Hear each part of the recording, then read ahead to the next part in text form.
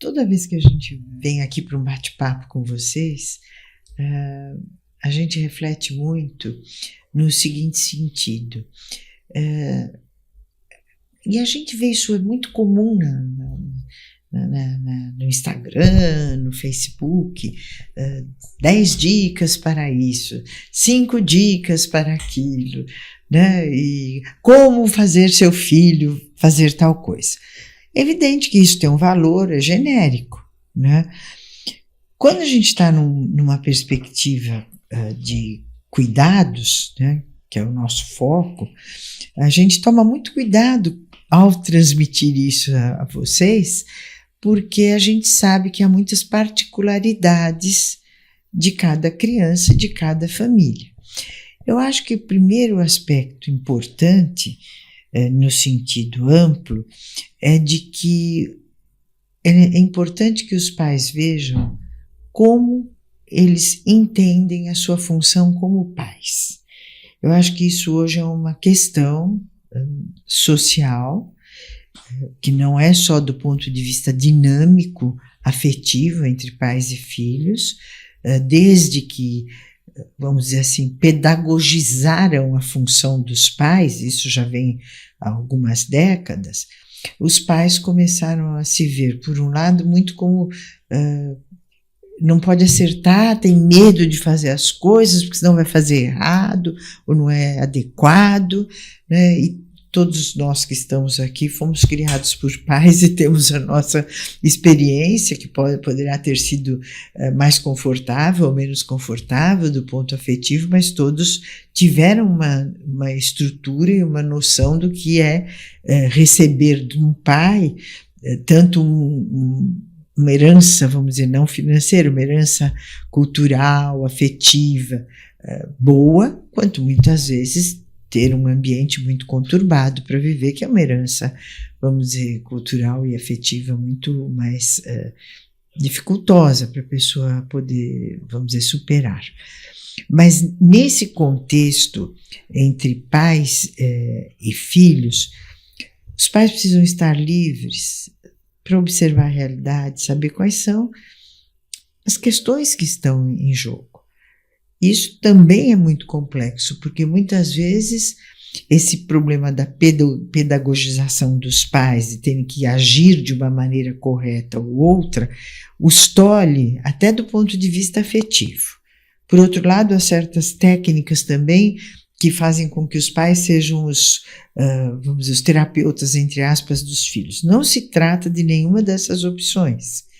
Eu acho que a mais genuína é o afeto que os pais têm pelos filhos, as trocas, esses momentos de intimidade afetiva do ponto de vista de se sentar, ter uma troca, jogar, cuidar da criança. Tem hora de banho, sim, tem hora de refeições, sim, né? E parece que muitas vezes esse limiar da função da autoridade dos pais fica diluído. Muitas vezes os pais temem exercer a sua função paterna nesse sentido, de que eles, na verdade, para serem cuidadores, eles sabem mais que os filhos. Né? Entre uma criança de 1 ano e o pai, que tem 30, 35 ou 40, há uma experiência de vida significativa nesse ínterim. Talvez tenha um aspecto cultural que interfere bastante, que existe atualmente, talvez de mais de 10 anos para cá, a cultura do pai amigo, o amigão, né? Então, é como se o pai é o amigo, então o pai não pode frustrar. E se ele frustra, ele não está sendo amigo, ele não está sendo legal. Por quê? Porque isso é uma coisa da atualidade. Antigamente os pais tinham uma função muito mais educativa e não estavam preocupados o que o filho ia pensar a respeito daquilo. Simplesmente exerciam sua função e havia um distanciamento maior. Hoje tem uma proximidade afetiva por um aspecto, mas por outro fica uma relação onde muitas vezes até a criança pode ficar insegura, e a gente observa muito isso. Porque quando o pai não pode exercer a sua função de adulto, que está no controle da situação, que tem o poder de tomada de decisão, a criança começa a perceber ou achar que ela precisa fazer isso.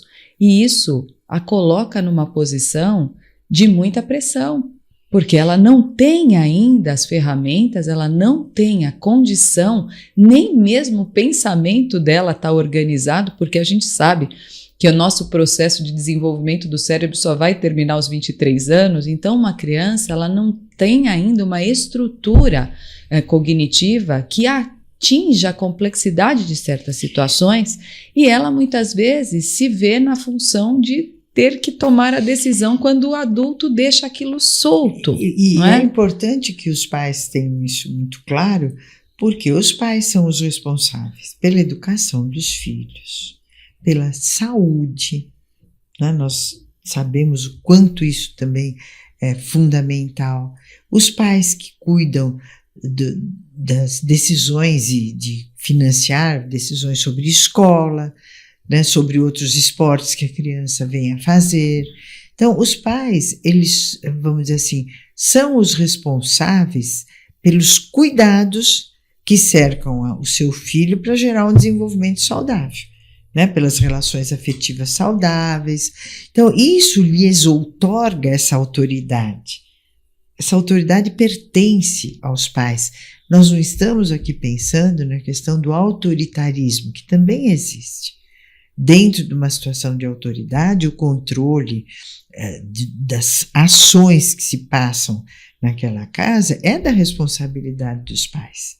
Muitas vezes as crianças, a gente vê vários exemplos, cometem, vamos dizer assim, certos atos ou atitudes que os pais estão sabendo, mas eles não se colocam. E eles mesmos não concordam com isso. Então, por que não se colocar? Acho que isso tem é uma um dica medo. importante, né? É importante porque existe, e a gente precisa falar disso porque existe um medo muito grande, todos que são pais sabem disso, existe um medo muito grande de que se eu frustrar, ou se eu falar uma coisa que o meu filho, eu vou frustrar um desejo dele, eu vou estar fazendo um mal para ele. Né? E eu posso, assim, correr o risco dele não me amar tanto, dele não me valorizar tanto.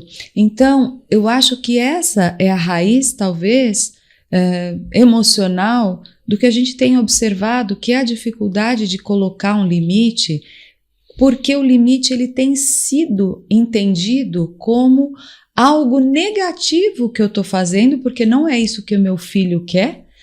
E então ele não vai gostar tanto de mim porque eu não estou sendo legal com ele.